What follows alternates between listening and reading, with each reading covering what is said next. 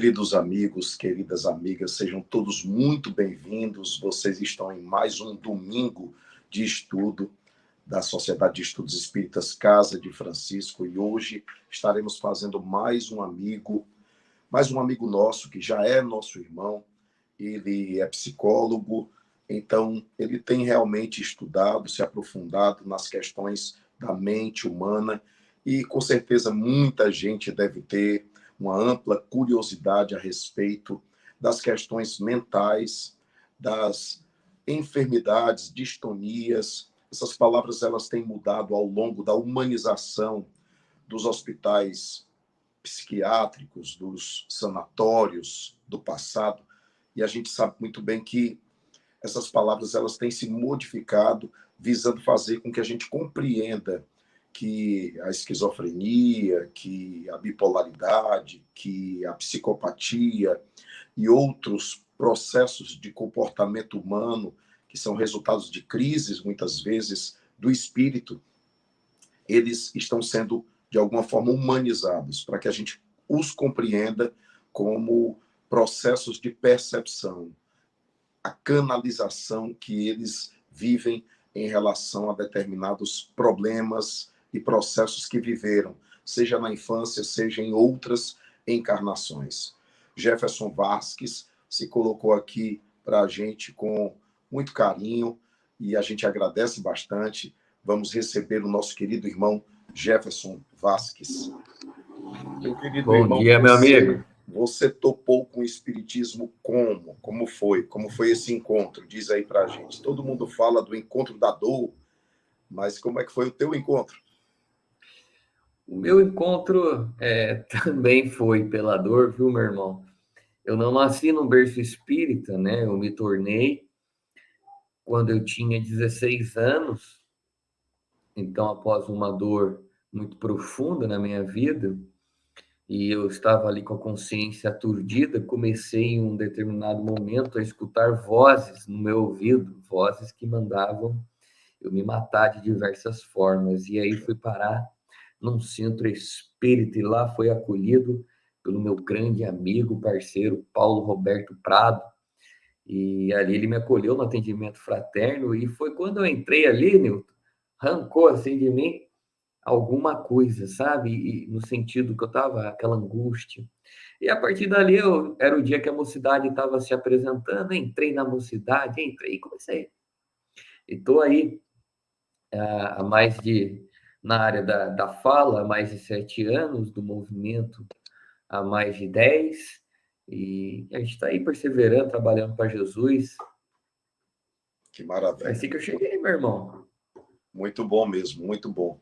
Jefferson, essa fase da pandemia, de certo modo, aguçou muitos comportamentos e acabou provocando muitas crises nas pessoas. Como é que você enxerga esse panorama aqui, só para a gente poder dar uma provocadinha inicial nos nossos irmãos que estão chegando aí na live?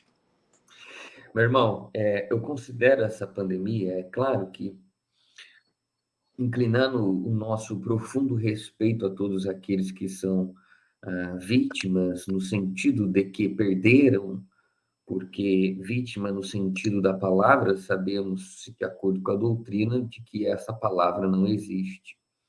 Então, nós compreendemos que estes irmãos, este momento de pandemia, né, aqui inclinamos, então, nossos pensamentos de amor, de respeito a eles, mas essa pandemia, todos nós, vem trazer momentos de reflexão. Nunca se prezou tanto a saúde mental como neste exato momento. Muitos dizendo, Jefferson, antes da pandemia, eu não tinha coisa X ou Y, um transtorno de ansiedade, apareceu um transtorno depressivo. De fato, você já tinha. Mas a pandemia fez com que ele germinasse. E muitos estavam em um processo de negação profunda acerca de si, distanciados de seus familiares. Então, essa pandemia vem sendo a nós, aqui enquanto espíritos espíritas, neste momento, um instrumento de transformação e de autoconhecimento.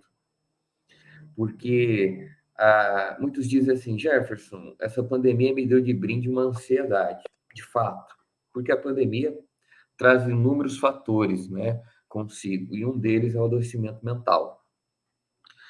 E há um problema, meu irmão. O problema é que, se você não souber enfrentar, isso vai se tornar algum empecilho para você. Mas quando, já dizia Leon Denis na obra O Problema do Ser, do Destino e da Dor, que a dor é uma amiga educadora. Então, quando você acolhe ela como uma amiga, você aprende com ela, você conversa com ela, você chora com ela, você sorri com ela. Então, é importante enxergar, independente desse sintoma que pode estar ocorrendo com todos, não é só com poucos, vários. Na minha clínica, no meu consultório, o número, a demanda de adoecimento mental aumentou muito, Newton. Mas é interessante que alguns espíritas que eu atendo, eles estão dispostos a aprender com a dor. E isso é tão belo, que eles falam, olha, Jeff, se não fosse isso daqui, eu estaria na mesma, nisso. Está sofrendo ali, mas estão ali, aprendendo, caminhando, se recuperando, se reerguendo. Então, que a gente leve essa pandemia como um momento de aprendizado, do que eu preciso mudar. E quanto a doutrina espírita já vinha batendo na tecla do autoconhecimento, né, da necessidade de olhar para si, da necessidade de se ver e também de se enxergar e também de se escutar, né, como a terapia é esse momento em que a gente se dá o direito e também o dever de se escutar. Então, querido, esse tema de hoje ele é muito apropriado para que a gente também possa fazer algumas distinções. As pessoas sabem muito bem das obsessões, das influências espirituais. Alguns acreditam que o fato de sofrer obsessões, isso já é um indicativo de mediunidade ostensiva. Talvez não seja assim. Outros confundem a mediunidade ou a manifestação dos espíritos com determinadas percepções nesse campo da esquizofrenia, ou do delírio, ou da crise, e a gente precisa, naturalmente, analisar esses pontos. Eu vou te deixar com bastante tempo. Hoje, na nossa live, eu vou sair mais cedo para que você fique com muito mais tempo de abordagem. E, em seguida, por volta aí das 11h10, a gente faz o seguinte: a gente deixa o espaço para perguntas do nosso público, para que a gente possa interagir juntos com o nosso público e estudar a respeito de tudo que você colocou. Uma curiosidade minha, qual é a tua abordagem? Qual a abordagem que você mais se identificou na psicologia? Na psicologia, então, a abordagem que eu atendo é a psicanálise, né? E ali a gente trabalha com a ideia de consciente e inconsciente. Mente consciente é eu e você aqui agora, Nilton, e o público que está nos assistindo, acordado. Mas este ser consciente, dirá Freud, que ele é a ponta de um iceberg. O resto do corpo é inconsciente. Então, nós entendemos que nós somos muito mais inconsciente do que consciente, muito mais causas do que efeitos. E estas causas estão aonde? Guardadas. Algumas desde a infância até agora. Outras desde vidas passadas até agora. Estas de vidas passadas, dirá Joana de Ângeles, grande Joana, na obra Autodescobrimento, uma busca interior, Joana vai dizer que estas lembranças de vidas passadas estão arquivadas no que ela chama de inconsciente profundo, ou o que a psicologia transpessoal chama de inconsciente sagrado. Então, tudo que nós fomos está guardado, não desaparece. E, de alguma forma, isto vem, sobe à nossa cabeça, aquela reminiscência, né, do passado, que traz tendências. E sobre isso, claro, de uma forma mais ampla, mas trazendo só para o inconsciente desta presente encarnação, a psicanálise se debruça sobre isso, né? E aí a gente vai remontando da infância para a vida adulta, desenterrando os traumas, muitas vezes traumas de origens sexuais, que é a base da psicanálise do grande Freud. Mas é aí que eu me ancoro, porque eu penso assim, amigo, não é possível, eu encontro uma dificuldade de não trabalhar com essa ideia de inconsciente sendo espírito, entendeu? Porque o inconsciente é o quê? É a manifestação do espírito.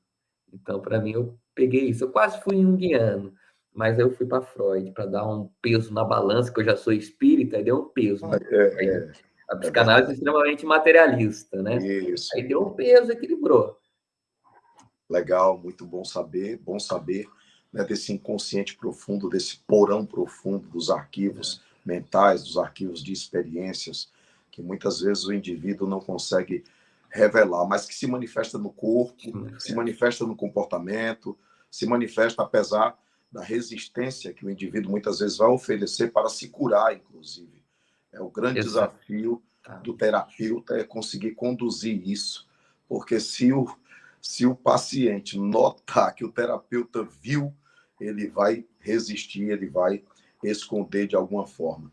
Então, nós estamos sendo transmitidos pela Web Rádio Fraternidade. Queremos agradecer aos grandes irmãos da Web Rádio Fraternidade que tornam possível levar esse vídeo, essa aula, esse estudo, esse bate-papo na direção de inúmeras pessoas, levando a luz do esclarecimento espiritual.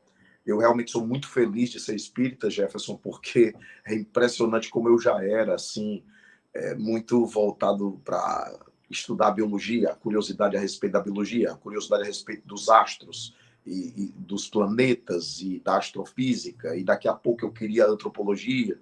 Eu tenho formação em história, estou estudando psicologia na faculdade atualmente. Delícia. Então, é incrível como a doutrina espírita é multifacetária, é interdisciplinar, é intradisciplinar, e como ela nos permite fazer abordagens, naturalmente, com responsabilidade, né? Com responsabilidade, porque a gente tem que ter um lugar de fala, né? Que bom que você, sendo psicólogo, pode sim, né, estar respaldado a fazer essas abordagens com a gente. Vou te deixar na tela e você conversa diretamente com o nosso público, e aí eu vou procurar te assistir ali na TV para poder ficar melhor, mais panorâmico. Um Com abraço. certeza. Eu que agradeço. Um abraço. Obrigado pelo carinho, pela recepção.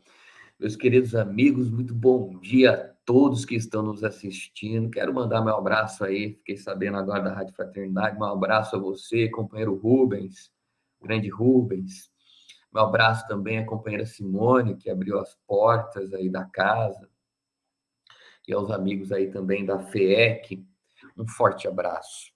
Meus queridos irmãos, esse tema é de suma importância porque, desde que o mundo é mundo, já existem os transtornos mentais, os transtornos do humor, transtornos mentais, muitos deles vinculados à esquizofrenia e tantas outras formas que cindem com a realidade, o autismo e por aí vai, transtornos do humor, depressão, ansiedade, bipolaridade e tantas outras formas de manifestação. E a pergunta que sempre nos busca é aquela que: por que surge tais transtornos? E aqui nós vamos nos debruçar sobre um transtorno mental e um transtorno neurológico, que é a epilepsia. Primeiramente, nós temos que entender o que é esquizofrenia. A esquizofrenia, ela é uma psicose, ou seja, uma estrutura psicológica na qual o indivíduo cinde com a realidade e ele vive a realidade exterior e ele vive a realidade interior, seu mundo de fantasias, seu mundo de desejos, ele se expressa de acordo e ele vive naquele mundo. Tem alucinações, visões, tem delírios, perseguições. Delírios pode ser de diversos tipos, mas o mais famoso é o persecutório. Então, eu coloco na minha cabeça que eu tenho alguém que está me perseguindo, que eu estou fugindo de alguém, que eu sou agente de algum local, ou eu coloco na minha cabeça que eu vou para Marte, porque lá eu vou colonizar.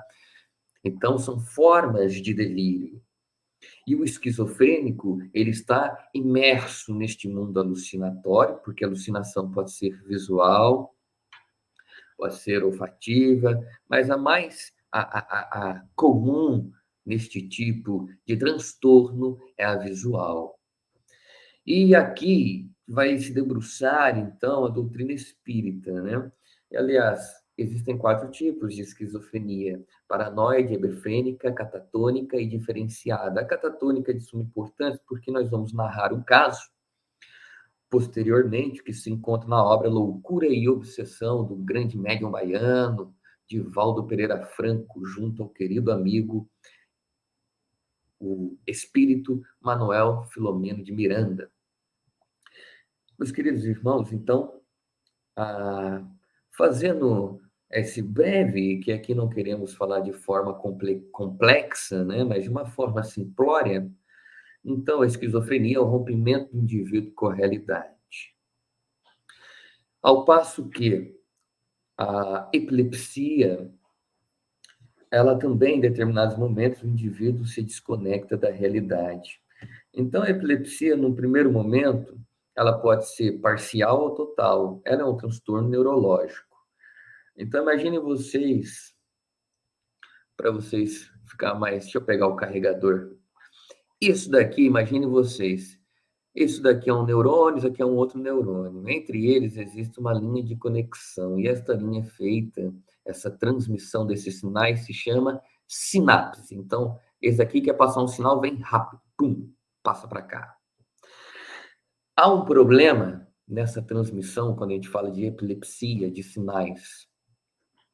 E essa transmissão precária, e muitas vezes deficitária, era para ter passado, mas não conseguiu passar lá para o outro, essa transmissão de sinais elétricos.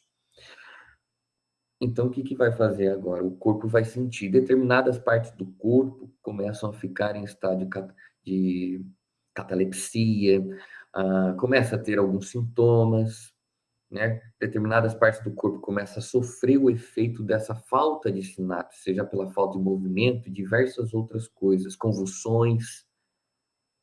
Mas quando a gente fala isso na parcial, na total, o indivíduo ele é tomado pelas crises de convulsões em que ele perde a consciência de si. E muitas vezes ele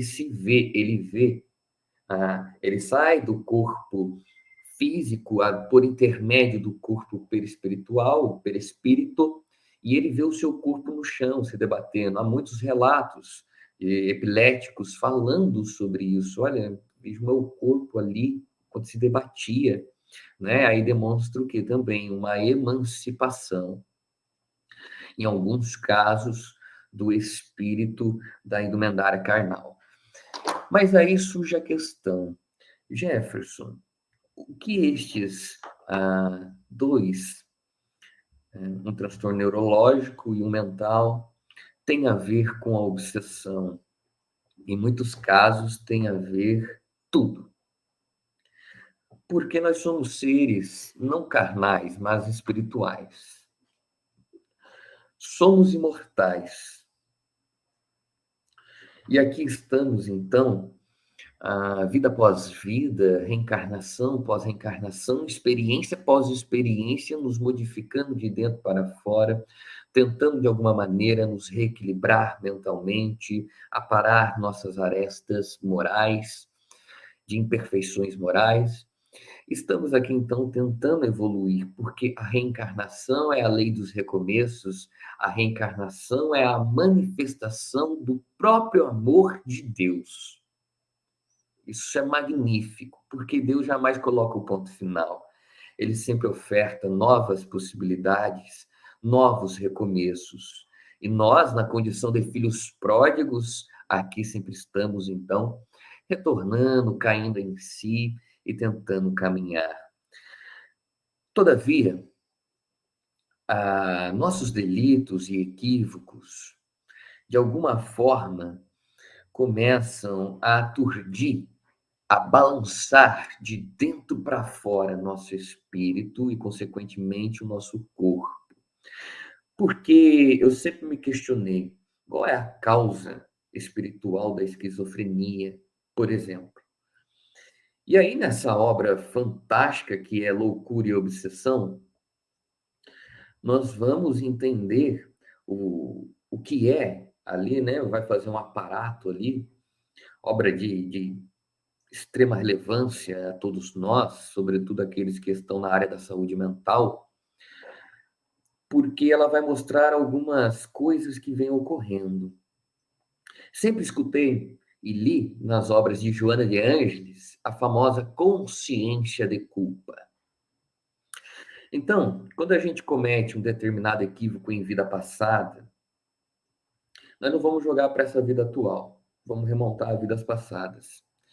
Em vidas passadas, e esse equívoco foi muito grande muitas vezes a gente abusou do coração alheio, muitas vezes a gente matou alguém, muitas vezes a gente se matou. Então, instala em nossa consciência a famosa culpa, um sentimento que em um primeiro momento pode ser um alerta, se a gente souber lidar com ele, ó, a culpa aqui mostrando. Jefferson, para com isso, pisa no freio, porque a proposta espírita é utilizar a culpa como guardião da consciência. A culpa que vem sendo narrada pela psicanálise como uma instância chamada superego, onde castradora, que nos alerta, uma instância moral que gera ali culpa. Onde tem culpa, em psicanálise tem superego, essa instância. Então, o que vem mostrar para a gente, olha, preciso frear, é uma sirene. Para, olha o que você está fazendo. Então, no primeiro momento, a culpa é necessária para a gente o quê? Cair em si. É a parábola do filho pródigo. Ele sentiu culpa, se arrependeu, ele viu a situação que ele estava, ele caiu em si. E a mesma coisa é nós. Mas quando a gente não consegue dissolver essa culpa, ressignificando ela de uma maneira mais ampla, ou seja, o que é ressignificar, Jefferson? Então, o Jefferson foi lá e errou. Nossa, eu errei naquilo, machuquei aí o Newton, falei umas coisas que eu não devia ter falado para ele. Aquilo fica na minha cabeça. Fico culpado, fico sentindo culpa, eu não devia ter falado aquilo. Mas daí eu busco ser mais maduro. Então, vou lá buscar o Newton e vou conversar com ele. Me desculpo. E vou reparando, dia após dia, por intermédio de minhas ações, não repetindo isso. Então, quando a gente, né, tá vendo? Eu dei um significado novo, essa reparação, esse olhar a culpa, olha, e depois, com o tempo, inclusive, eu vou extraindo aprendizados daquele evento. Eu devia ter fechado a boca. Então, a culpa vai sendo dissolvida, mas muitos não conseguem. Aí reencarnam com essa consciência de culpa.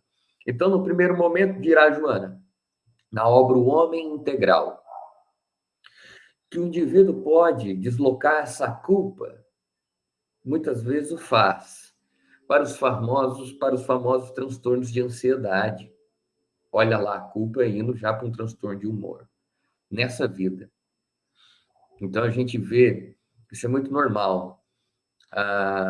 Muitas vezes por conta do próprio lar, claro, do ambiente que aquela criança está inserida, é claro que a gente tem que levar isso sempre em conta quando a gente fala de psicologia, mas levando para uma ótica espírita, a gente vê o que? Uma predisposição à depressão, uma predisposição à ansiedade em crianças ainda em tenra idade. Olha lá. E aí a gente vê transtornos de pânico insolucionáveis, muitas vezes a causa, eu também utilizo de hipnose, um instrumento que é liberado pelo Conselho Federal de Psicologia, e para remontar muitas vezes a causa nesta vida, né, até a infância, e muitas vezes não há causa. E aí a gente já entende que então esta causa está em um inconsciente mais profundo. E a gente deixa e vai fazendo a manutenção de outras formas.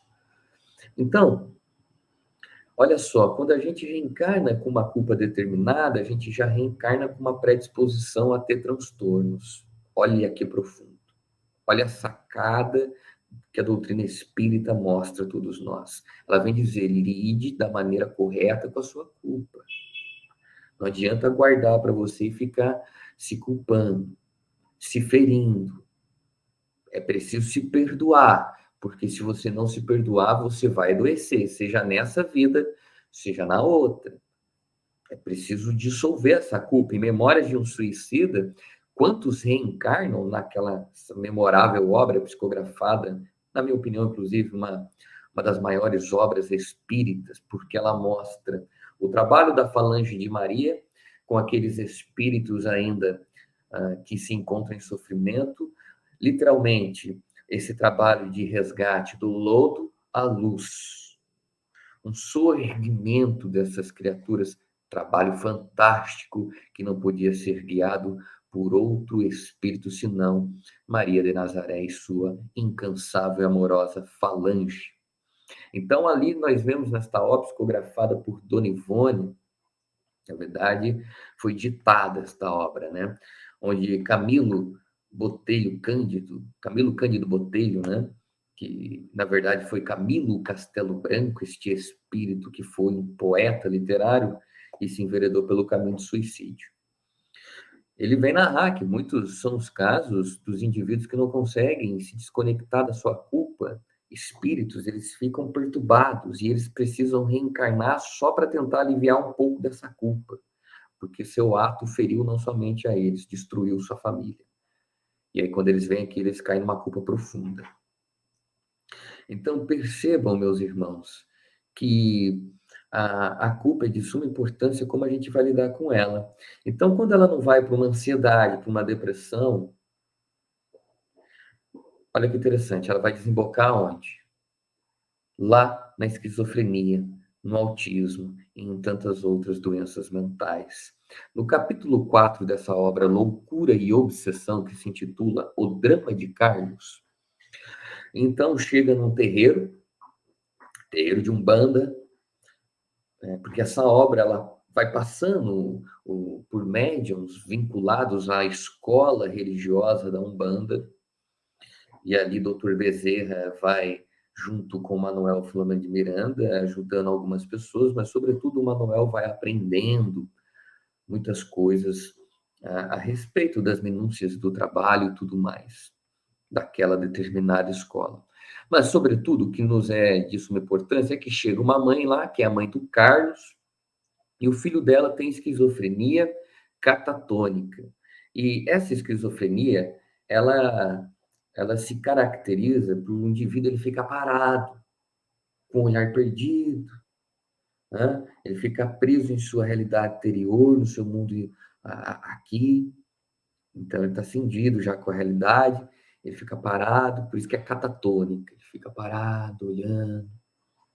E o filho dela sofria deste transtorno mental. E aí uma determinada entidade, por intermédio de um médium, atende aquela mãezinha, e a mãezinha externaliza seu sentimento de dor. E é uma coisa interessante, porque nesse exato momento que ela começa a externalizar, a entidade começa a falar com ela, e ela fala, olha, mas além de tudo, a ciência humana está correta mesmo. Seu filho tem espíritos superiores, porque o Dr. Bezerra foi lá para ajudar ele. Aí também a gente se questiona quem foi esse indivíduo espiritualmente falando, não é? Assistência direta de Dr. Bezerra ali. Então, o seu filho está sendo assistenciado por grandes espíritos e ele sofre também, além da parte mental, de um transtorno obsessivo, um processo obsessivo. E aqui é só a terapêutica, no caso daquele local, a terapêutica vinculada a Umbanda. Fala muito, depois o Dr. Bezerra vai falar, né? Vai dar uma aula a Manuel Filomeno de Miranda, porque Manuel vai dizer, por que ele é esquizofrênico, né? E aí, olha que interessante, o Dr. Bezerra vai dar uma aula. E nessa aula que ele dá, com muita maestria, a Manuel, ele vai dizer o seguinte, sabe aquela consciência de culpa das coisas que você não consegue lidar no passado, né? Dos seus equívocos que você não conseguiu dar a eles um novo significado, melhorá-los?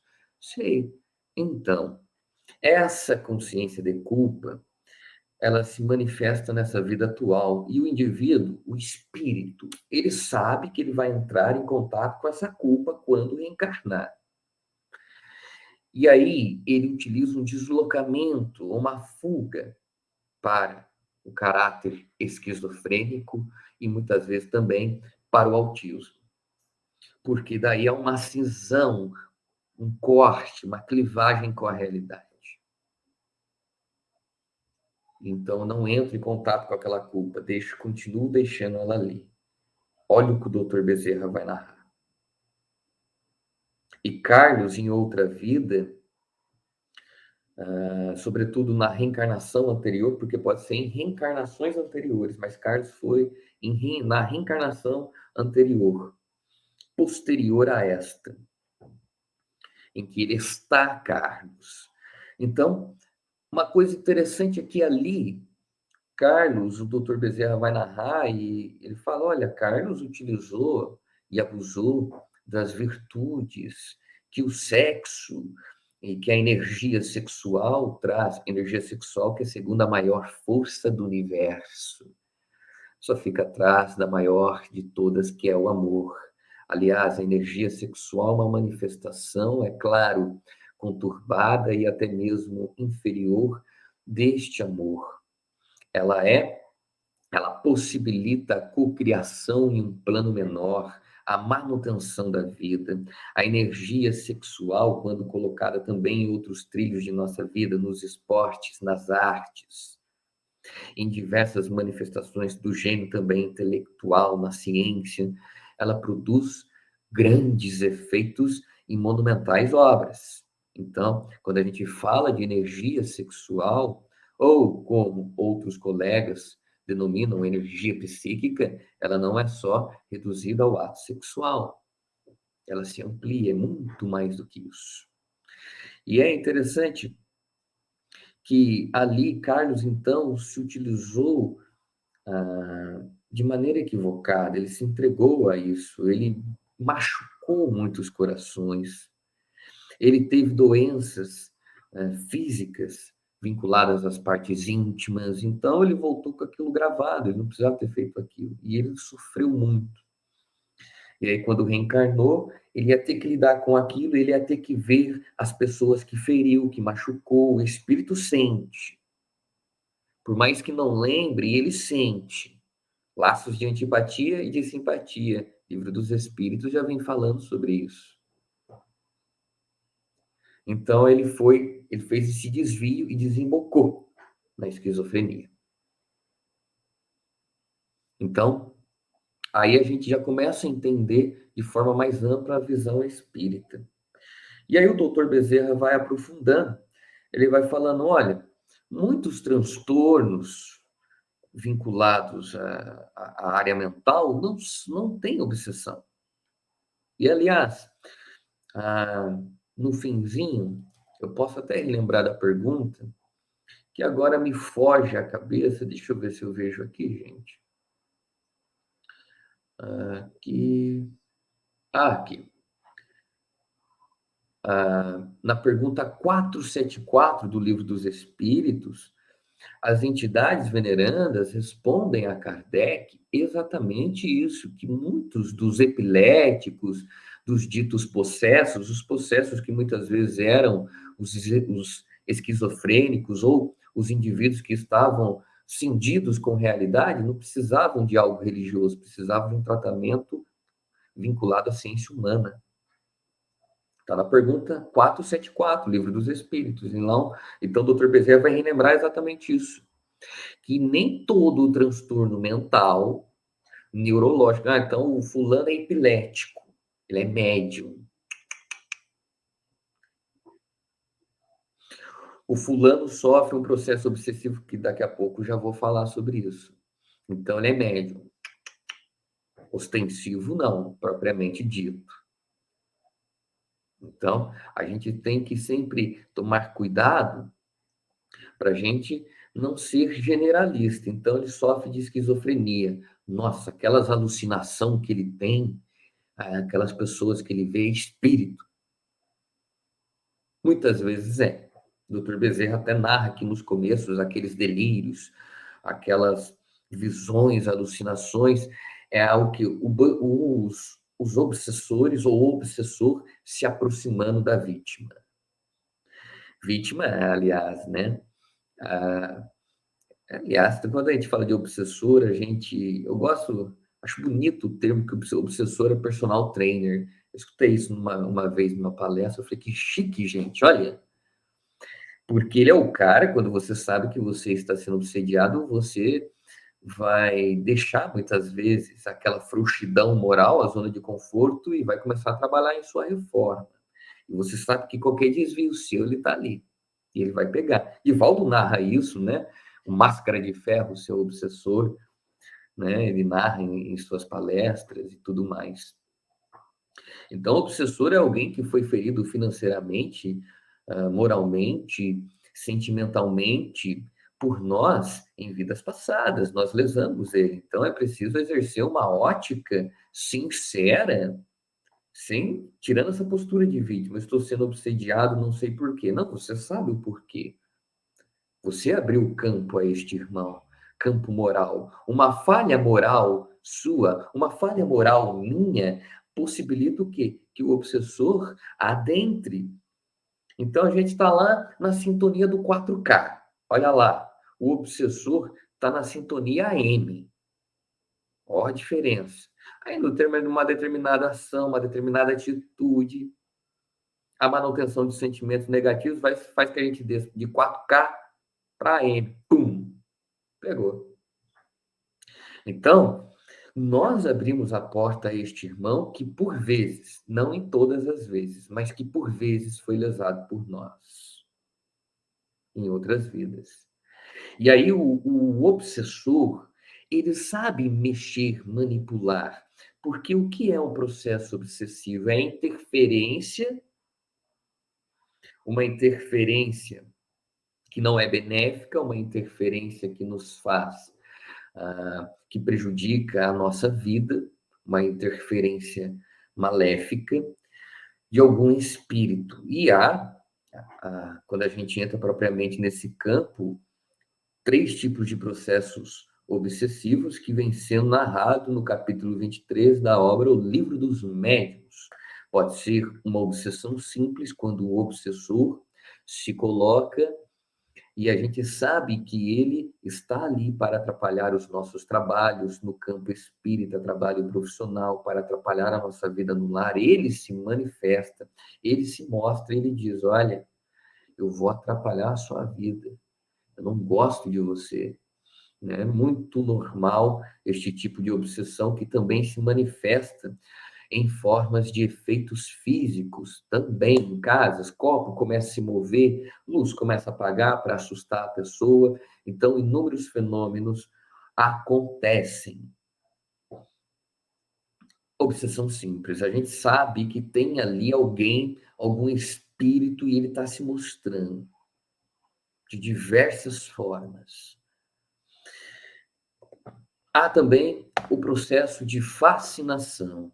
E aqui, julga este processo, e aliás Kardec diz que é um dos mais graves, se não ao mais, porque a mente do fascinado, do encarnado que está sendo fascinado, ele não consegue perceber que tem um espírito, por assim dizer, exercendo uma influência quase que irresistível e hipnótica sobre ele no campo moral e depois no campo também de outras ações físicas, mas sobretudo no moral. Então ele fica cego a respeito dele mesmo. E aí o Newton chega em mim: Jefferson, você viu o que você falou? Cara, aquilo que você falou é anticaridoso, não é desse jeito. E eu digo: não, sei que está errado. Eu falei porque tinha que falar, pronto, acabou. E aí depois o outro chega em mim: Jefferson, você tá bem? Estou percebendo que você tá meio assim, assim, assado, você não era assim. Não, eu tô bem. Aí um fulano das costas fala: tá vendo? Ele tem inveja de mim. Então tudo vai sempre assim, ó, vai indo devagar.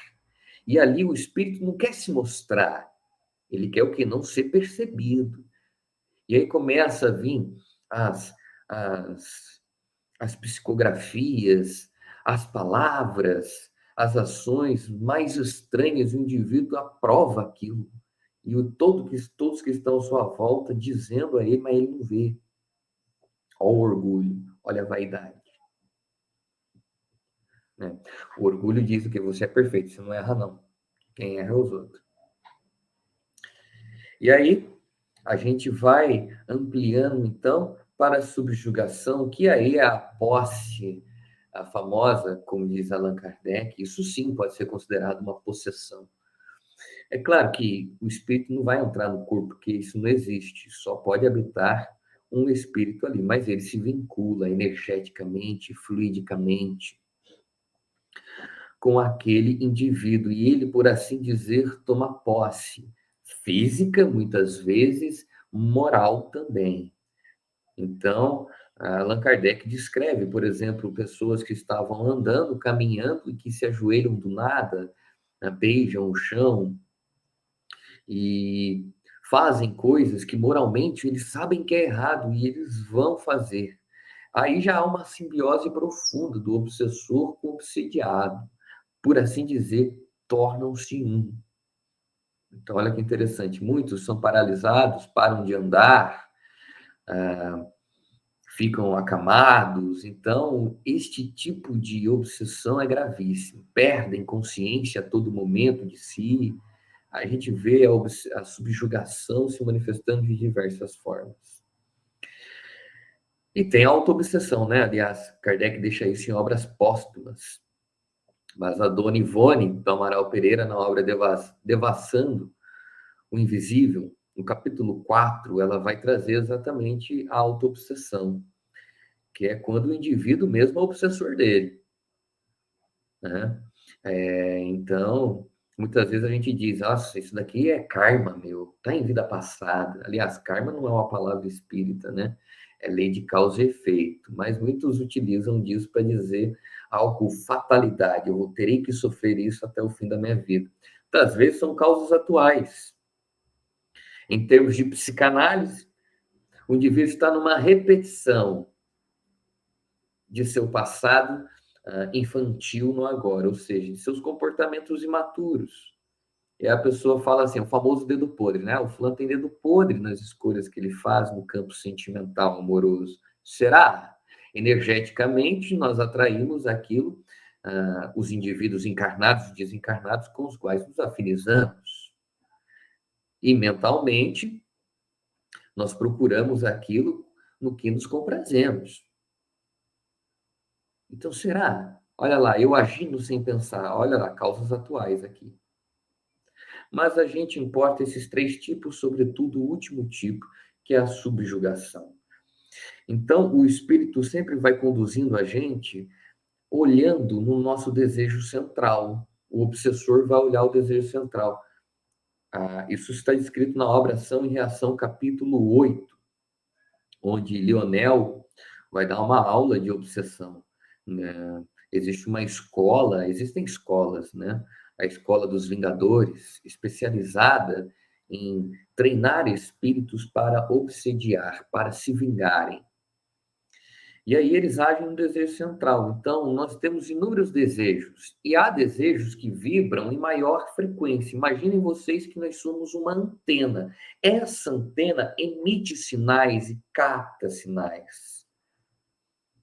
Então, os sinais que emitimos em maior frequência, ou seja, denotam o quê? O maior desejo. Então, o maior desejo de uns é o amor, é a caridade, de outros é o dinheiro, é a luxúria.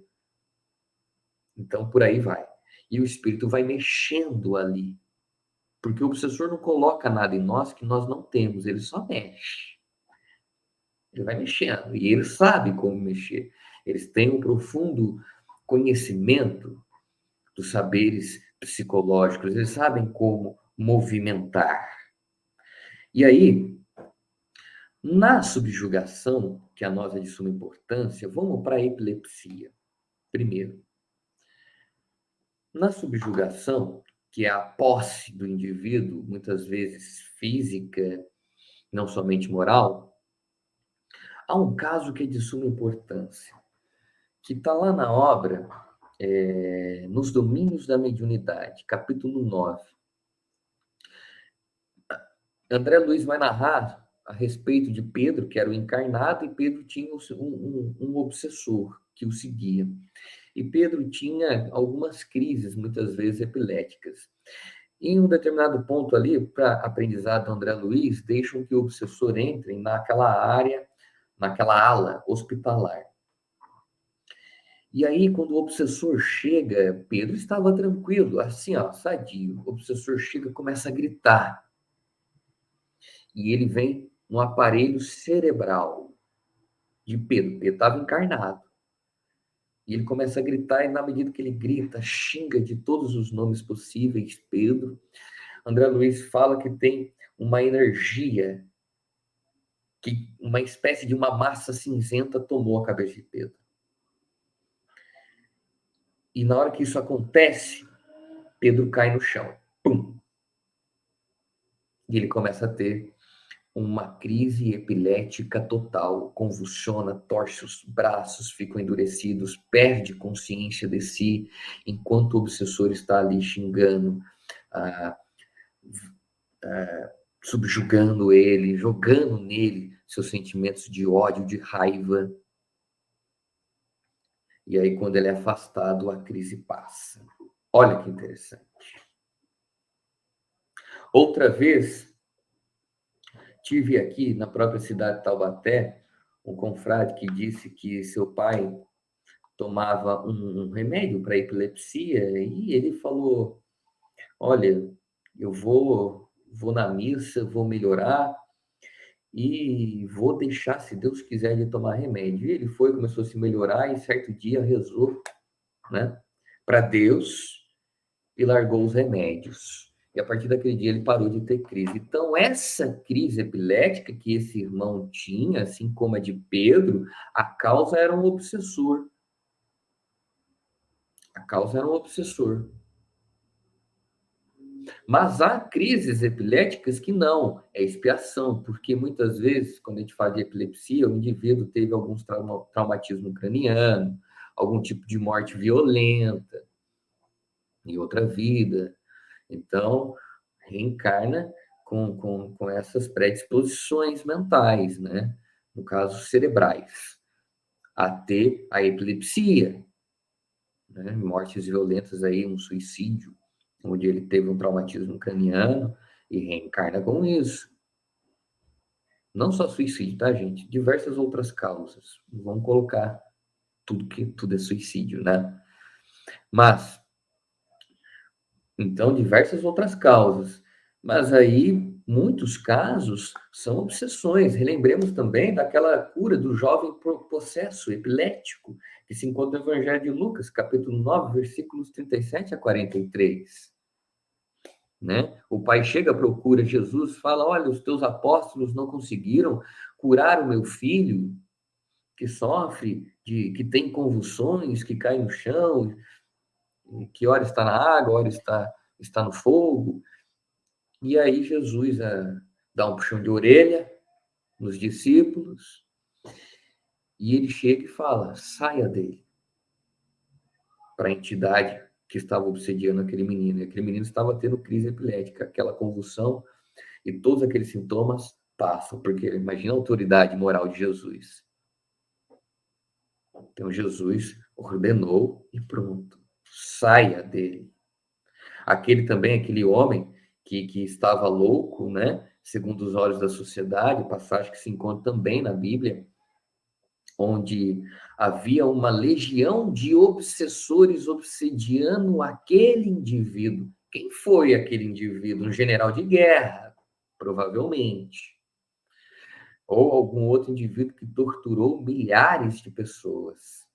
E estava sendo obsediado. E ele morava nas tumbas dos cemitérios, e todo mundo por onde ele passava, as pessoas cortavam o caminho, porque ele vinha para cima. E quando ele encontra Jesus, aí Jesus pergunta: quem fala? E eles falam: nós somos a legião, pois não somos um, somos vários, somos muitos. E Jesus ordena que olha só a potência de Jesus, ele ordena que aqueles espíritos saiam.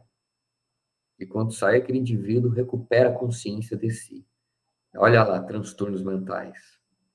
Então, meus irmãos, para a gente sintetizar aqui, a esquizofrenia, que é essa cisão com a realidade, muitas vezes está vinculada, sim, com a obsessão. Muitas vezes é preciso, se nós temos algum parente, entregar o nome dele lá numa reunião de desobsessão, que ele pode estar sendo vítima no sentido de perseguição, porque eu já disse aqui que um termo mais amplo não existe vítima. Então, ele pode estar sendo perseguido. Claro que pode, ele pode estar sendo subjugado. Aquelas visões que ele vê de pessoas querendo matar ele, pode realmente estar existindo. Olha lá. Um epilético que está tendo crises, ele pode estar sendo subjugado. Então, levemos o nome no trabalho de desobsessão, e Dr. Bezerra, ainda nessa obra Loucura e Obsessão, lembra, mudança moral, ou seja, vamos trabalhar, Jefferson, mas o meu filho ele tem esquizofrenia, a esquizofrenia dele é mais severa, ele está cindido quase que totalmente com a realidade. Sim, eu entendo, nesses casos é dificultoso, mas coloque gotas de pequenos ensinamentos nele. Ensine ele expressões como amor, amar o próximo, amor a Deus. Então, ensine a ele expressões como a caridade. Começa a colocar gotinha, vida, dia após dia, repete aquilo. E aí, muitas vezes, há melhoras também aqui na cidade de Taubaté. Tivemos em contato com um amigo que tinha esquizofrenia e ele ouvia uma voz na sua cabeça, essa voz mandava ele para a Dutra, em direção à Dutra, e caminhar na Dutra. Olha lá, mandando ele se matar. E aí, quando ele começou a frequentar um centro espírita, tomar passe, as vozes pararam. Olha lá. Ele tem esquizofrenia, mas tinha um processo obsessivo profundo. Ele continuou esquizofrênico. Só que aquelas vozes que mandavam ele parar, fazer isso, aquilo para se matar, parou. Parou. Então, o que eu quero dizer aqui? Que nós temos que fazer um conjunto, uma mescla. Não é só, meu filho tem esquizofrenia, eu vou levar ele para um centro espírita, pronto, acabou. Não precisa de tomar remédio, nada. Eu tenho epilepsia, vou lá vou lá para o centro espírita e pronto. Não vou no neurologista, nem precisa. Não, não. Porque o espiritismo, ele caminha junto com a ciência humana. Então, ele mostra, olha, o Dr. Bezerra, aliás, salienta, fora a psicoterapia e a psiquiatria, né, as terapêuticas psicológicas e psiquiátricas, é preciso a terapêutica espiritual. Então, como eu disse, fluidoterapia, que é o passe, a troca energética, desobsessão, sempre que possível, evangelho no lar, mudança na conduta. E aqui a gente falou de evangelho no lar. Para a gente, levando para a rampa final, a gente tem que entender que quando a gente tem alguns indivíduos, sejam epiléticos, autistas, esquizofrênicos, conosco, o nosso comportamento, porque o comportamento das pessoas que estão no lar formam a egrégora, que é a esfera espiritual daquele ambiente. Esfera espiritual que é fruto do pensamento e dos sentimentos. E esta esfera espiritual vai agir de forma direta, não tenho dúvida, na saúde ou na doença daquele indivíduo, potencializando aquele transtorno ou tentando dar a ele mais equilíbrio, mais serenidade. Por isso que o evangelho no lar é de suma importância a todos nós, sobretudo quando temos alguns indivíduos que sofrem de transtornos mentais, transtornos do humor, neurológicos, porque aquela esfera vai ser a ele realmente vai recarregar, por assim dizer, suas baterias, vai manter ele equilibrado, claro que dentro das possibilidades, mas é de suma importância. E aí a gente vê que a gente tem uma parcela enorme de responsabilidade. Então, nem todo transtorno ele tem um processo obsessivo. Às vezes é expiação mesmo daquele indivíduo. E aí o remédio e o tratamento vão ajudando, e é claro que sempre a terapêutica espírita vai ajudando também, não tem dúvida, independente se é expiação ou processo obsessivo. E só para a gente finalizar agora, há sempre uma dúvida assim, Jefferson, como que o obsessor conduz o indivíduo à doença.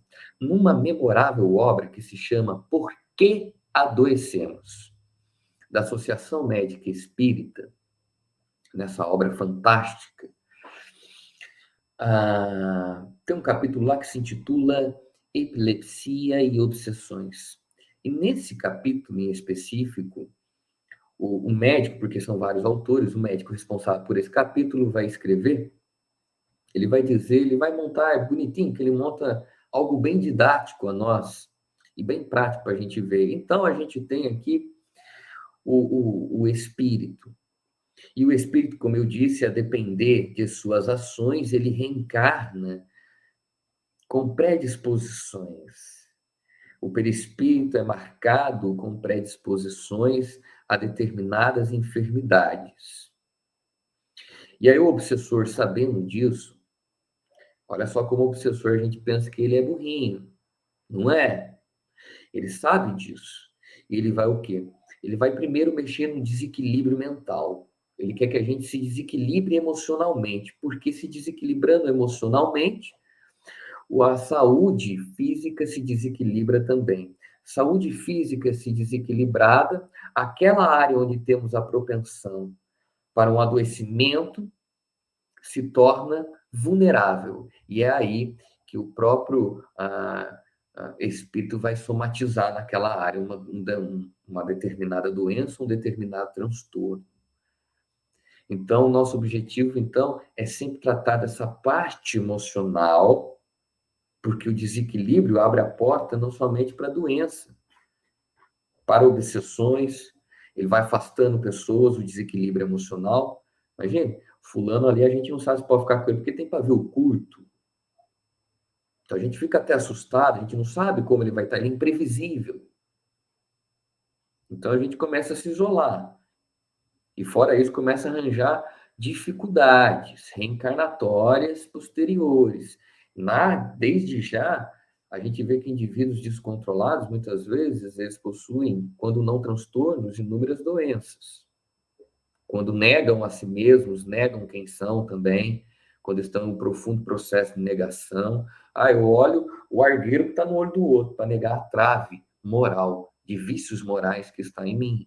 Quando a gente está nesse movimento, a gente vai adoecer, é inevitável. Se já buscando o outro polo, a gente adoece, que é o polo do equilíbrio. Então, nosso esforço é exatamente esse. É tornar todos os ensinamentos que temos, seja numa terapia que a gente está indo, ensinamentos religiosos, científicos, usar isso a nosso favor, para manter um equilíbrio máximo que possível, equilíbrio mental, equilíbrio emocional. Porque quando a gente começa a desequilibrar, a gente desce a sintonia, o obsessor entra. O obsessor entrou, ele vai mexendo aqui, ele vai mexendo ali, até que isso somatiza alguma coisa no corpo, que é o que ele quer. Então, é dessa forma muito simples, né? Por isso que a gente tem que viver o famoso vigiar e orar. Porque foi como eu disse, gente, as nossas ações no hoje, ou elas vão trazer a nós, nesta vida e em outras, a saúde ou a paz, vão edificar o bem ou o mal. Então, eu preciso pensar para agir e não agir para pensar. Agir para pensar caracteriza o libertino, que utiliza de forma equivocada a sua liberdade. E nós queremos ser o quê? Indivíduos livres, no sentido de que utiliza o livre-arbítrio com responsabilidade. Então, liberdade é diferente de libertinagem. E todas as vezes que a gente caminha para esse caminho equivocado, de agir para depois pensar, a gente cargas de culpa vai sendo depositada. E em determinadas vidas, ou até mesmo nessa, vai desembocar para algum transtorno. Então, que tomemos sempre cuidado com o outro, com nossas ações. Por isso que Jesus disse, vigiai e orai. Jesus nunca disse orai e vigiai. Eu vejo essa confusão muitas vezes, né? Jesus disse orai e vigiai. Lá no Getsemane, Pedro, em outros locais de parábolas que ele contou, ele fala vigiai e orai. Por quê? A gente pode orar o dia todo, Mas a gente acaba de orar, dá 5 minutos, a gente vai lá e começa a agir de forma equivocada. Desequilibrou tudo de novo. Então, é vigiar e orar. E é isso. Espero ter esclarecido um pouco, porque é um tema muito complexo. Obras para estudo, tá? Transtornos mentais de Sueli Caldas Schudel, loucura e obsessão, por que adoecemos. Nos domínios da mediunidade, traz esse exemplo de Pedro. Dona Ivone, para quem quer saber um pouco mais sobre obsessão também, tá? Ela traz umas coisas muito interessantes em sua obra, Dramas da Obsessão, sobretudo lá no capítulo 5, ela vai falar dos tipos de obsessão, obsessão por ódio, por amor, obsessão por ordem de alguém, obsessão por atração do pensamento, obsessão recíproca. Então, há inúmeras obras aí no movimento que são de suma importância a todos nós aí, para esse tema, para ampliação.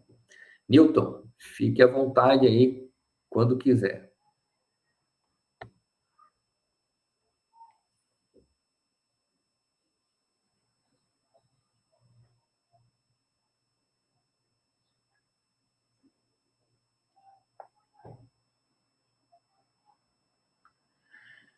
Por que algumas pessoas não aceitam o diagnóstico de esquizofrenia? Preferem dizer que é mediunidade.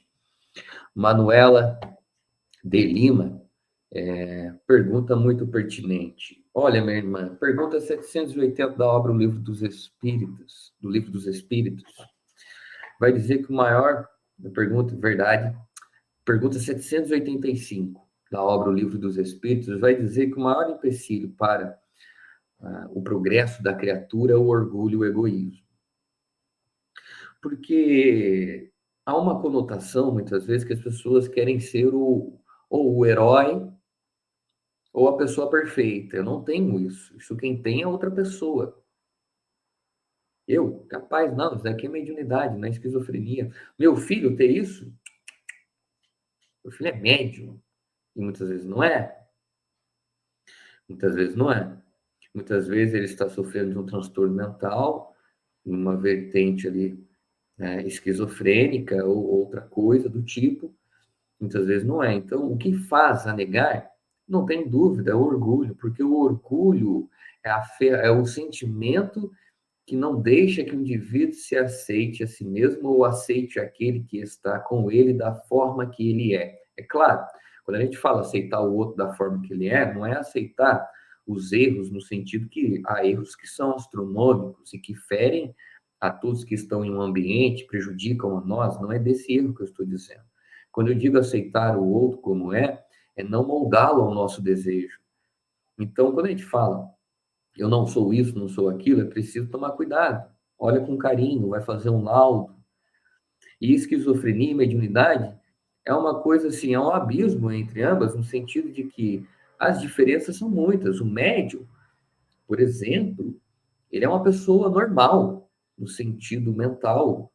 Ele é dono de suas faculdades, dono de si, ele tem o equilíbrio. O esquizofrênico, não. Ele está cindido com a realidade.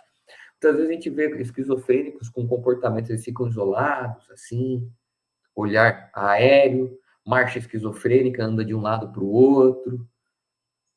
Então, há vários sintomas que diferenciam de forma, assim, astronômica a esquizofrenia da mediunidade. Agora, se foi no médico, o médico falou que é, foi em outro, falou que é, foi no psicólogo, não, agora quero um psicólogo espírita ali, para a gente ver, ó, realmente.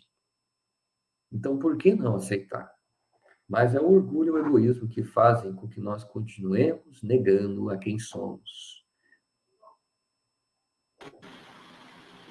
Parece existir ainda realmente uma grande resistência e um grande preconceito. Exatamente.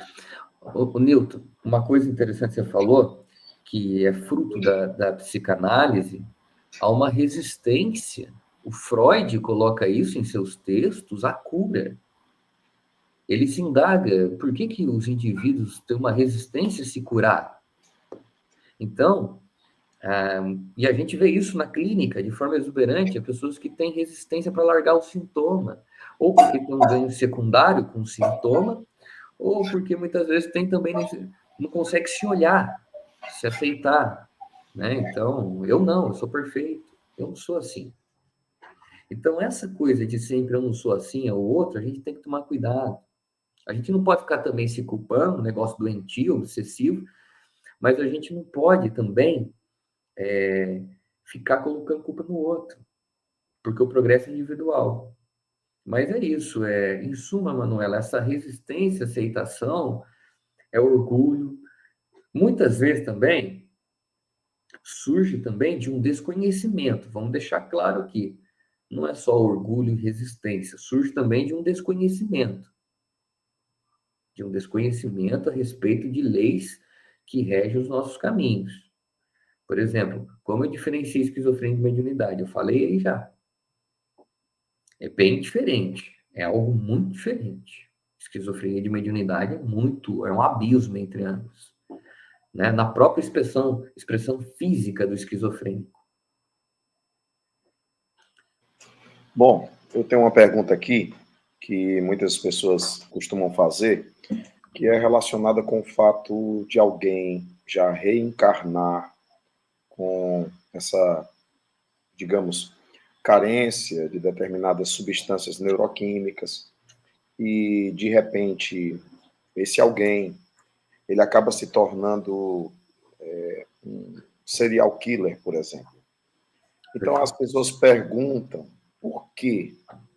Qual o sentido dessa encarnação? Se o indivíduo vem já com a distonia em face das suas encarnações pretéritas, e de repente ele se transforma numa problemática também social. Onde está o processo pedagógico divino, terapêutico divino diante disso? Perfeito, meu amigo. Como eu disse no começo, a reencarnação é a lei dos recomeços. Então, muitas vezes a gente está preso nesse egoísmo nosso e a gente questiona quem pode recomeçar é só o Jefferson, Newton não. E esse indivíduo que reencarna com instintos vinculados à sociopatia, à psicopatia, né?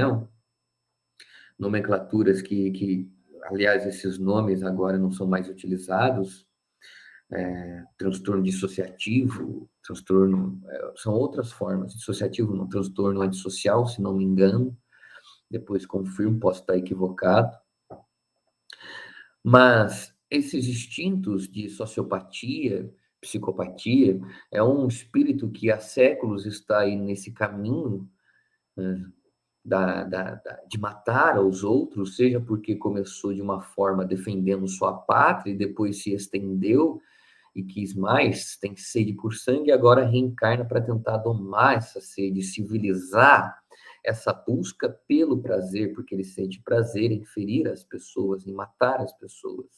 E aí ele reencarna. Divaldo narra um caso de um espírito que chegou na mansão do caminho, um espírito que reencarnou, se tornou uma alma encarnada, e ali, esse indivíduo, quando foi crescendo um pouco, ele falou para o Divaldo, eu tenho vontade de matar as pessoas. Eu sinto sangue na minha mão, eu sinto que ele é quente, isso me dá prazer. E Divaldo até perguntou para ele, como que você sabe que o sangue é quente? Sendo que naquela vida, nunca teve sangue na mão dele, naquela vida. E ele fala, não sei, mas eu sei te afirmar, isso é quente. E eu sinto prazer quando eu penso nisso. Então, Divaldo fala, olha, um psicopata reencarnado ali. E aí começou a tarefa de Divaldo, junto àquele espírito. Divaldo, então, sempre falou para ele, olha, você me ama? Ele disse, é claro que eu te amo. O senhor cuidou de mim, o senhor cuida de mim. Então, toda vez que você sentir vontade de matar alguém, é uma parte de mim que você vai estar matando. Olha, Divaldo jogou de volta para ele. Pum! A culpa. Porque nesse presente momento, aquele indivíduo, não adianta que ele ainda não está no amor. Ele precisa ter temor. Moisés guiou aquele povo pelo temor, para depois eles começarem a ter respeito e despertar para o amor. Isso, jogou nele, Divaldo jogou de volta. Depois de muitos anos já formado, Divaldo reencontrou com ele e ele falou, e você, meu filho? Você está melhor? Aquelas coisas, você ainda pensa em matar as pessoas? Ele falou, penso. Penso, mas eu luto contra isso a cada dia e agora estou me tornando um ser melhor graças ao espiritismo. Então, olha a reencarnação tirando daquele indivíduo. Melhor dizendo, reeducando essas tendências do indivíduo.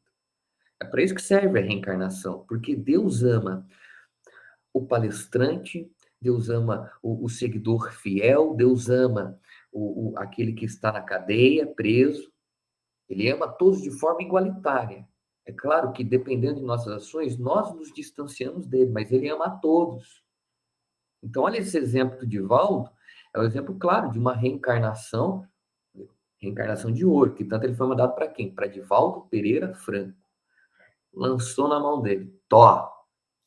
E aí, junto com Joana, sempre pelas instruções de Joana, ele ia ali, fuçando aqui, mexendo ali, mas mostrando para ele que o respeito ao próximo, o amor ao próximo. Então, a gente reencarna para dissolver essas coisas. Para dissolver isso. É por isso que tem a reencarnação. E não é perda de tempo. Jamais é. Jamais é. Jamais é. Nunca é. E é isso, porque a reencarnação é a bênção do recomeço, meu amigo. É complexo, é muito complexo esse tema, porque a gente sabe que quando a pessoa produz a resistência, é uma forma de defesa e de proteção.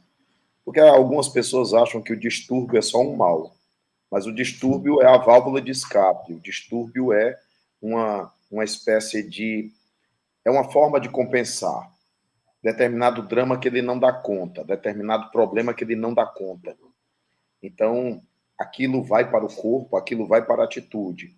E quando o processo de terapia acontece, o indivíduo começa a resistir e começa a querer esconder-se desse processo e começa a querer evitar o processo de cura. Como é que é isso para você na questão da terapia e como é que é isso dentro da perspectiva espírita? A resistência, propriamente dito, meu irmão, só sintetizando. É isso mesmo? A resistência propriamente dita se torna uma forma de proteger algo que, na verdade, garante aquela compensação. Permite que o indivíduo não dê conta, né? Ele camufla através de determinado comportamento, ele esconde através de determinado comportamento. Então, é difícil a terapia exatamente por quê? Porque se o terapeuta tirar aquilo dele, é como se estivesse tirando a boia de salva-vida dele. Exatamente, meu amigo, perfeito. A psicanálise tem por base a cura pelo amor e às vezes ela opera de um modo mais castrador, né? Um modo mais efetivo. Para Freud, nós somos frutos de nossas castrações. E é interessante isso, porque quando a gente fala de resistência, a gente está dizendo de um indivíduo que ele tem uma falsa fantasia, porque a psicanálise trabalha muito com fantasia, de quem ele é. Ele está com uma percepção equivocada, porque entre o fato e a percepção, Newton tem um abismo. Um abismo profundo, porque entre o que é e o que achamos que é, nossa. E aí, nesse processo terapêutico, a quebra das resistências vai ocorrendo por intermédio, como Freud fala, da transferência positiva. Então, o psicólogo vira um instrumento de amor. E aí o indivíduo começa a entender a importância dele se libertar deste sintoma. Ele começa a cair em si, porque uma vida inteira ele sustentou que ele é perfeito, uma vida inteira ele sustentou que a culpa é do outro, uma vida inteira ele culpou a fulano, a ciclano, a seus pais, a seus irmãos, uma vida inteira ele começa agora então a perceber que nesta vida inteira ele possui parcela de dívida. E essa resistência de não abrir mão é porque isso vai nos tirar da zona de conforto. Há muitos que saem de forma exuberante dessa zona de conforto. Mas é um processo, como eu digo, quando a gente fala terapia, é um processo que são gota por gota, sessão após sessão. Nós vamos vencendo, junto com o paciente, as próprias resistências dele. Então, a gente vai mostrando, olha, eu estou aqui, vamos superar isso junto, vamos vencer essa resistência junto. Você percebe determinadas atitudes suas de autossabotagem, de negação, de projeção. Você percebe que tudo isso é uma fuga de si? Você percebe que agora a gente precisa mais fundo, a gente precisa, porque o sintoma é o caminho para a cura. Então, a gente precisa puxar essa linha da sua ansiedade, puxar essa linha da sua depressão e remontar as causas. É um mergulho, você está disposto a fazer? Eu estou aqui. Então, quando você fala eu estou aqui, você está dizendo para ele, olha, aqui tem amor. Então, quando a gente quer quebrar a resistência de alguém, Jesus ensinou também isso, trazendo para a doutrina espírita. A doutrina espírita mostrou isso de forma muito clara. Quando a gente quer... Jesus mostrou isso, né? A doutrina espírita reviveu. Quebrar a resistência de alguém, a gente vai utilizar do amor. Porque se eu chego aqui, o Newton fala alguma coisa, eu falo, ô Newton, falou errado. Eu chego gritando com ele. Ele já levanta o quê? Uma resistência para me escutar. Ele fala, ué, como assim? Hã? Agora, quando a gente chega com amor, com jeitinho, com carinho, esses dias, mês passado, estive com o Jorge Larra, ele mostrou, ele falou, né, da famosa técnica do sorriso. Quando você começa um diálogo com alguém, você começa lá em cima. Lá em cima. Então, você fala, olha, fulano, você tem qualidades muito boas, isso e aquilo. Todavia, porém, né, contudo, aí você vem, vai para lá, vem para baixo. Você vai falar o que deve ser falado, com amor e carinho, e você volta para cima. Você faz essa linha, voltando para cima, enaltecendo ele, falando, você, falei isso porque eu gosto de você, que isso. Ou seja, você passou um feedback, talvez negativo, mas começou com algo positivo, mostrando que ele é capaz de olhar para ele, narrando as potencialidades dele. Jesus, frente a todos os equivocados que procurou ele, que eram extremamente resistentes, muitos, ele sempre utilizou do amor. Sempre utilizou do amor para quebrar as resistências. E o que é o amor? O amor é compreensão. O amor é ter tato na hora de falar. É falar se colocando no lugar do outro. Foi como eu disse, é interessante porque quando você dá amor para o seu paciente, Newton, nesses sentidos, então ele tem uma precariedade, ele tem um conflito com o pai. Então, há duas formas de ele te enxergar na terapia, como o pai que ele tem, e aí ele projeta algo negativo, ou como o pai que ele queria ter, o pai que ama. Então, você coloca amor. E aí é interessante porque quanto mais amor você vai colocando na sessão, e não é aquele amor, porque tem momentos da sessão que a gente tem que ser mais firme, mas você mostra para ele, olha, a gente está aqui, você vai mudar, a gente está junto. Então, é o amor que vai quebrando resistência. Isso tanto na prática, e Jesus, aliás, ensinou isso muito antes da psicologia. Por isso que considero ele como o maior psicoterapeuta que já pisou nesta terra. Muito bem. Por que tanta gente ainda hoje tenta enquadrar a epilepsia como doença mental, né? Quando a epilepsia está associada a determinados fatores, inclusive genéticos? Até nesse aspecto do gene, a gente, na doutrina espírita, acaba tendo que estudar o processo reencarnatório. Eu queria lembrar aqui aos nossos estudantes desse nosso canal que é muito importante ler a reencarnação de Segismundo, que está no livro lá Missionários da Luz, para a gente poder entender como é que esses fatores genéticos se constroem. Porque, na verdade, o indivíduo não é um serial killer na Terra, assim, do nada, ou porque se construiu algum processo na atual encarnação. Ele já traz essa bagagem de outras vidas e ele pratica isso também no mundo espiritual, de alguma forma, não obstante não possa mais aniquilar a vida de ninguém no mundo espiritual. Mas a gente vê livros como Libertação, de André Luiz, que relatam a existência de grupos, verdadeiras Perfeito. facções de crime espiritual obsessivo, digamos assim. Quando a gente fala do serial killer, existem dois genes relacionados a crimes, não é? A monoamine oxidase, chamada MAO, e a caderin 13, CDH13. Isso aí foi fruto de pesquisa. E aí a gente, fazendo esses paralelos aí com a epilepsia também, por que as pessoas costumavam enquadrar a epilepsia também como doença mental? É, é porque aí você vê uma defasagem naquela época da ciência, né? Primeiro acreditou-se que epilepsia era uma possessão demoníaca.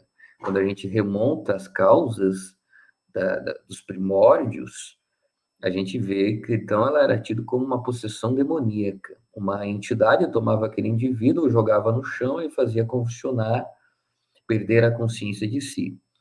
Depois ela foi avançando para um campo mental. Mas a gente sabe, foi como você falou, muitas vezes ela já vem com predisposições, e aí foi como eu disse, muitas vezes ela não é um caráter obsessivo, que seria espiritual. Muitas das vezes ela vem como uma expiação, ou até mesmo, a depender do espírito, uma provação, algo que o espírito pediu, tá? Então, ela era considerada uma doença mental por falta de conhecimentos mais profundos, por falta, a ciência não estava ainda tão desenvolvida, mas quando a gente olha aqui, não, ela é uma doença neurológica, no sentido que ela vai afetar as estruturas do cérebro, e cérebro afetado o corpo também, e vai dar toda a sintomatologia da epilepsia. É claro que foi como eu disse, como nós somos espíritos, nós sabemos, e eu mostrei aqui, dei um caso, citei um caso de André Luiz, Pedro e seu obsessor, citei o caso do jovem possesso que Jesus cura, são casos de obsessões. A epilepsia ali não é uma causa genética. A epilepsia é, naquele sentido, causada por um processo obsessivo. Então, você Então, imagina que aquele caso, você citou o caso do lunático que se lançava no fogo, ora na água, e o pai foi pedir a Jesus a cura. isso, Né? Aquele caso isso. ali não é realmente um caso de epilepsia, não é isso? Um Você caso trata. obsessivo. Obsessivo foi como eu disse, irmão. Eu citei aqui um caso aqui de um confrade de Taubaté, Newton, é que o pai dele era de vertente evangélica e ele sofria com epilepsia. O pai dele era e ele também teve esse transtorno. Teve essa doença. E aí, interessante, porque ele falou, determinado momento da sua vida, ele falou: Olha, eu vou mudar, Deus. Agora eu vou ser um homem melhor. E realmente, aquele indivíduo se empenhou mesmo. E num determinado momento da sua vida, ele se ajoelhou, fez uma prece a Deus, e, e, e aí, a partir daquele momento, ele parou de tomar seus remédios. É claro, a doutrina espírita não vai tratar desse jeito, que a gente é muito racional. Então, o que é do homem é do homem, o que é divino é divino. Ou seja, o que é espiritual. Então, é claro que jamais ia falar para parar de tomar o remédio. Mas nesse caso ele parou. E a epilepsia parou também. Então, naquele momento, primeira coisa, essa reforma que ele veio fazendo nele, e depois essa oração fervorosa que ele conversou com Deus, segundo a pessoa que me narrou, atraiu a assistência dos espíritos bons, sobretudo de seu mentor, e ali eles julgaram o quê? Que já deu o tempo daquela expiação a ele. Ele aprendeu com aquela expiação, ele se reconduziu. Jefferson, mas muitas vezes eu faço as minhas preces, eu sou fervorosa na minha reforma íntima e continuo tendo epilepsia. É porque provavelmente você vai ter que conviver nesta vida com isso. Mas veja que fantástico, se você passa por isso, é que você vai estar liberto na outra vida. E que isso, hoje, no agora, não é um instrumento de tortura, é um instrumento de aprendizado. Então, perceba o que esta epilepsia está me dizendo, ou seja, o que esse sintoma fala comigo, o que ele fala que eu tenho que mudar, educar em mim. Perfeito? Então é isso, Newton, meu irmão. Pedir aqui ao Átila perguntas do nosso público, por favor. Jefferson, bom dia. O que a doutrina, em conjunto com a psicologia, pode dizer sobre TDAH? Olha, gente, eu sou bem sincero, nesse quesito, sabe que eu não sei? Qual o nome? Natália Érica. Natália, você tem e-mail? Eu vou pesquisar, vou responder.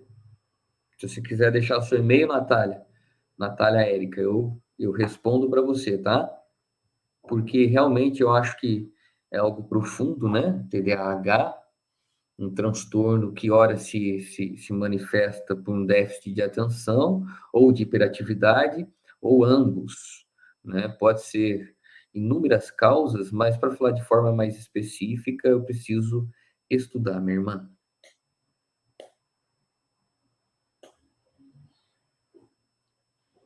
Uma pessoa que tem mediunidade e se recusa a desenvolvê-la, que não acredita, que acha que é algo do demônio, ela fatalmente vai adoecer? Onde eu moro, eu vejo isso claramente em algumas pessoas. Perfeito, meu amigo. Pode responder então. Você quer responder? Ah, tá. Você está falando onde eu moro. Ah, tá. É a pessoa. Newton, você é ligado a uma área aí de mediunidade, não é? Correto? Meu irmão, qual a sua opinião sobre isso? Eu já vou falar sobre a minha. Pronto. A opinião da doutrina, né? Muito bem. Eu vivi dentro do movimento espírita com algumas explicações de senso comum equivocadas. Por exemplo, eu já vi companheiros que tinham resistência a eles próprios com a mediunidade, eram dirigentes de centro espírita, eles não queriam exercê-la, e eles diziam que através do exercício da caridade, a pessoa poderia canalizar o seu processo mediúnico e não necessitar atuar nessa área. Allan Kardec disse que a mediunidade é uma faculdade orgânica. Ele disse orgânica no sentido de organizada, mas ele também disse orgânica no sentido perispiritual. Quando a gente usa os estudos da reportagem do mundo espiritual de André Luiz, a gente vai ver que ele faz uma abordagem a respeito dos centros de força responsáveis pela mediunidade. Significa dizer que os indivíduos nascem com esse potencial já superexcitado, digamos, esses canais eles já estão, aspas, abertos ao exercício, ao desenvolvimento e faz parte da própria infraestrutura perceptiva do perispírito. Eu conheço casos de pessoas que desenvolveram determinadas distonias de comportamento e conheço casos de pessoas com problemas hormonais graves. Conheço casos de pessoas que desenvolveram determinadas tumorações cerebrais. Conheço casos de pessoas. E o curioso é que essas pessoas tinham mediunidade ostensiva e optaram por não praticá-la, por não desenvolvê-la. Na pergunta da Cinete, ela coloca que a pessoa acha que é algo do demônio e tudo mais. Quantas pessoas não foram internadas em sanatórios e temos uma pesquisa robusta do Dr. Adolfo Bezerra de Menezes Cavalcante, no livro A Loucura sob um Novo Prisma, em que na época, eu vou frisar, na época ele chegou a dizer que 70% dos casos que estavam em sanatórios eram casos de mediunidade não trabalhada, não desenvolvida, não exercida. Porque as pessoas começavam a ver os espíritos. E parece com esquizofrenia, né? Porque parece com delírio. Então as pessoas começavam a ouvir os espíritos. Também as pessoas enquadravam como esquizofrenia e tome remédio. E nós sabemos que determinados fármacos, eles agem sim sobre a neuroquímica do indivíduo e de repente tem seus efeitos colaterais. E isso com certeza afeta a mente do indivíduo. Então, eu diria o seguinte: para todas as situações, a luz do esclarecimento, para todas as situações, a proposta do estudo, para todas as situações, é muito importante a gente tentar, de alguma forma, conversar com essas pessoas. Se eu não posso usar a linguagem da mediunidade, que eu use a linguagem do carisma, Coríntios 12, para orientar essa pessoa que possivelmente possa ser evangélica e, de repente, dizer para ela, olha, no seu círculo de trabalho espiritual na igreja, é possível que você, de alguma forma, desenvolva alguma atividade em que você possa, de alguma forma, ter, porque existem comunicações mediúnicas nas igrejas. Muito embora eles acreditem no sistema monoespírito que Kardec colocou no capítulo 3º do Livro dos Médiuns, sistema monoespírito, só se manifesta o Espírito Santo. Mas existem, sim, comunicações autênticas entre eles, como existem as falsas, como no movimento espírita também existem as mistificações, as fascinações. Então, é importante sempre lançar a luz do esclarecimento. Mas eu, na minha experiência, e no meu contato com muitas pessoas, eu tenho visto, sim, o desenvolvimento de determinadas distonias a partir do não desenvolvimento da mediunidade. Perfeito, meu amigo. Já deu essa aula aí, já respondeu, entendeu? E é exatamente isso, porque, Sinete, uma coisa interessante agora, uma perspectiva mais geral, quem são os médiuns? Bom, creio eu que nós aqui não somos um Chico Xavier, ou até mesmo Divaldo, que são missionários, então uma grande parte é devedor. Possui débitos, pendências passadas, e Deus oferta esse caminho da mediunidade, por assim dizer, como um atalho, para que a gente corra na mesma direção daqueles que já estão muito à nossa frente e que ressarça diversas dívidas por intermédio da ferramenta do amor. Então, se você não trabalha essa ferramenta, continua na sua zona de conforto, inevitavelmente você vai adoecer. É claro que o Newton, ele trouxe aqui, ele falou de forma brilhante dos efeitos também, né, dessa mediunidade não trabalhada. Acompanhamos também, Newton, processos de transtornos que vêm trazendo transtornos agora do humor muito frequente em médiums aqui, em pessoas que são médiums, claramente, e que não trabalham essa mediunidade, começam a desenvolver alguns tipos de transtornos do humor. Então, a gente começa a ver se agravando, se potencializando isso, porque a ferramenta mediúnica, ela foi ofertada por Deus ao ser, à criatura, para que ela seja uma extensão desse amor de Deus ao próximo que está em sofrimento, mas acima de tudo, para que ela também nos cure de dentro para fora. Então, através do trabalho caridoso em prol ao próximo, seja este encarnado em trabalhos de psicografia, consoladoras e tantos outros, ou seja, esses espíritos desencarnados, trabalhos de desobsessão em grupos fechados. Mas, ou seja, ela tem que ser utilizada em Deus e com Jesus.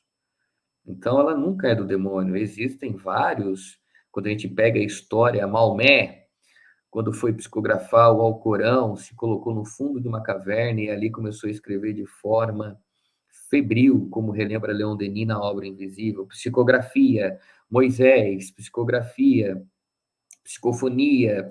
A gente vê os profetas, muitos eram videntes, muitos possuíam também a psicofonia, a psicografia. A gente vê em Atos dos Apóstolos o fenômeno da xenoglossia, falar em várias línguas, mediunidade. Então, não é uma propriedade do espírita. A gente vê grandes padres da igreja, que foram pais da igreja, também professando a mediunidade. Então, não é uma coisa nossa, tão menos do demônio. Quer dizer, o que é o demônio? Demônio, a gente entende, né, numa linguagem mais ampla espírita, que são espíritos obstinados ao mal, porque ainda não vislumbraram da luz do amor. Ainda. Porque o mal, relembra André Luiz, é passageiro.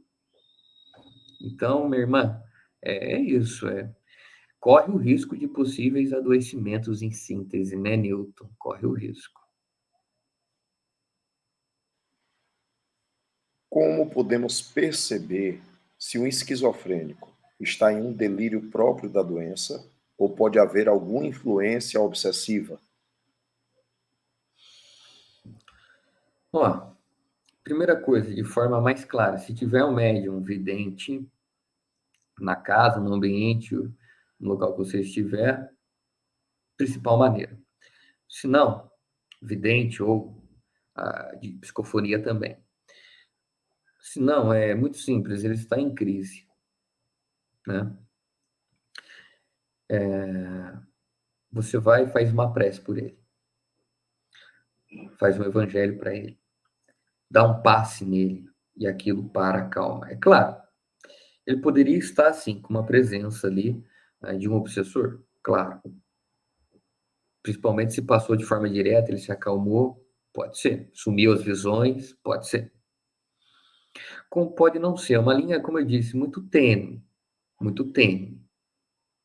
Então, por isso que é preciso levar sempre esse indivíduo que possui esquizofrenia, estar sempre com ele, levando ele, seja se você é católica, espírita, enfim, se é espírita, leva no centro espírita, entendeu? Leva no centro espírita para estar assistindo uma palestra lá, por mais, mas ele não entende. Não tem problema, o espírito dele está sendo tratado ali, o corpo, momentaneamente, esse espírito... Aliás, é uma coisa que muita gente fica imaginando, Jefferson, que devido à estrutura corpórea não oferecer ao espírito a devida expressividade de manifestação dita, aspas, normal, as pessoas não entendem que a alma ouve, a alma escuta, a alma absorve, a alma entende. Exatamente, meu amigo, entende mesmo. É claro que ali, talvez, ali como ele ainda está encarnado e o cérebro conturbado, a mente cindida, ele talvez não vai conseguir interpretar essa realidade de uma maneira absoluta, só quando desencarnar e pouco a pouco recobrar a consciência de si. Mas ele está ali, ele está sendo amparado, ele está, a espiritualidade está trabalhando nele, e se houver um processo obsessivo, e, a, e houver uma possibilidade de merecimento por parte dele, uma possibilidade de melhoria, ele vai ser amparado. Então, por isso que eu sempre digo que é de suma importância, porque às vezes a gente quer assim, não, porque se não for obsessivo, fico ele em casa. Se for, vou com ele. Não, não é esse o destaque que nós temos que colocar aqui, independente se é ou não é, se é uma expiação propriamente dita, ou se é uma expiação e também agora vem carregada de um processo obsessivo, a gente tem que ir no centro espírita, levar esse companheiro. Vejo um autista que frequenta o centro que eu vou, o companheiro Nilton, ele sai de lá muito melhor. E agora ele vai sozinho, né? Que belo, que lindo. Então, ele sai melhor, ele toma o passe, né? Ele fala com a gente, tudo mais. Então, é preciso, como eu sempre disse, criar esse hábito, o hábito de estar vinculado à espiritualidade. Querido Jefferson Vasques, nós da Casa de Francisco estamos muito felizes por esse nosso encontro, especialmente por essa amplitude de abordagem que nós temos oportunidade na doutrina espírita, quando ela consegue dialogar com os mais diversos ramos do conhecimento. Eu acredito que o público percebeu no nosso irmão essa vontade de sempre aprender, sempre conhecer, essa busca de uma pesquisa segura, né? Também a humildade de dizer não sei, porque às vezes no movimento espírita é muito comum a gente ver as pessoas respondendo tudo à torto e à direita, e Não a pode. gente não pode se comportar como o espírito pseudo-sábio, querendo de tudo dizer ou de tudo saber. Precisamos sim da segurança, precisamos da ciência acadêmica, além da própria ciência, né, filosófico-dedutiva do espiritismo, para que a gente, fazendo esse diálogo, a gente possa caminhar com segurança, ter ideias consistentes, permitir que a gente possa lidar com essas questões todas.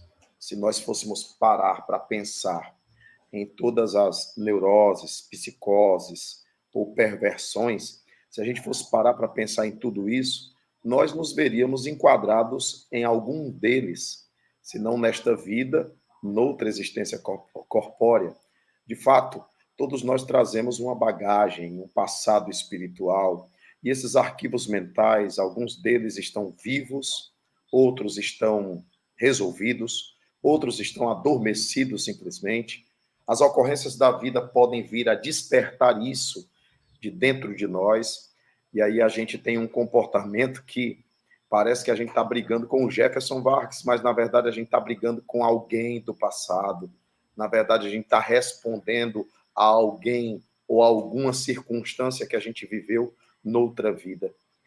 Como a doutrina espírita é profunda nesse sentido, a ponto de revelar um outro inconsciente, que não foi possível a Freud, e mesmo na época, a gente não está colocando aqui defeito, era necessário que Freud fosse materialista mesmo, era importante que fosse assim, para que ele pudesse, inclusive, ter espaço, porque quer abstração maior do que mente, quer abstração maior do que falar de inconsciente, isso já era muito abstrato, era quase equivalente de falar de espírito. Então, Freud enfrentou, sim, resistências no mundo acadêmico, porque ele falava de algo invisível.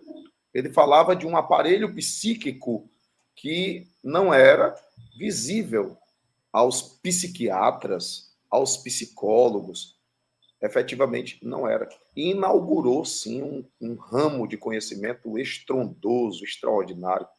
E também realmente merece o nosso reconhecimento, porque era um indivíduo que revisitava as suas próprias ideias. Você vê, por exemplo, que ele elaborou primeira tópica, segunda tópica. Sim, se vivesse um pouquinho mais, ia elaborar uma quarta, uma quinta tópica por aí, não é verdade?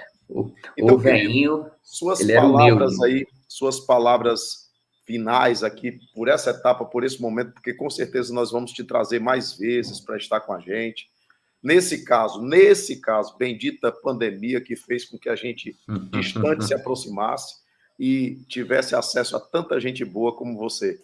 Um beijo no teu coração. Muito obrigado. Obrigado, meu amigo. Meu amigo, quero agradecer, então, aqui a todos que estiveram conosco. É sempre uma honra enorme. Vocês aí do Fundão, eu sou aqui de São Paulo, vocês têm um carinho muito especial com a gente, vocês têm uma energia diferente, vocês têm uma visão diferente, eu percebo isso. E então, quero mandar meu abraço a todos vocês, a Casa Francisco, a todos que estão nos assistindo, que posteriormente irão vir nos assistir, que o Espiritismo seja sempre a nós uma luz educadora, uma luz reflexiva, não uma luz coercitiva, castradora, porque não é objetivo da doutrina ser assim, mas que seja nós sempre instrumento de iluminação. E lembrando que a iluminação, ela sempre vai se dar por meio da vontade. Então, temos sempre essa vontade, potência da alma, vontade enumerada na pergunta 909 do Livro dos Espíritos, vontade que nos transforma, que nos revigora, vontade de ser alguém melhor a cada dia, de errar menos, porque muitos impõem a si não errar. Nós somos ainda imperfeitos, então o objetivo é errar menos, e aqui estamos construindo reflexões, como eu sempre gosto de dizer, eu sou um receptor e um transmissor. É claro que muito imperfeito, e você viu que nessa transmissão, com a sua explanação, meu amigo, com a pergunta dos internautas, você viu o quanto todo mundo aprendeu junto aqui? É muito gostoso isso. Então, meu abraço apertado para todo mundo e para você em especial, meu, pelo carinho e atenção que você dedicou aqui para mim, seriedade, e me ensinou também muito aqui. Obrigado, meu irmão. Obrigado, meu irmão. Um domingo maravilhoso, muita paz, que Jesus te abençoe e guarde, que você prossiga nos passos aí da luz do esclarecimento. Afinal, Jesus dizia: conhecereis a verdade e a verdade vos libertará. Vamos aí nos libertando, para e passo, buscando ser um ser humano melhor a cada dia e, sobretudo, priorizando o autoconhecimento, que é muito importante. Um beijo no coração. Com Deus. Beijo no coração, meu irmão. Tchau, tchau. Tchau, tchau. Com Deus.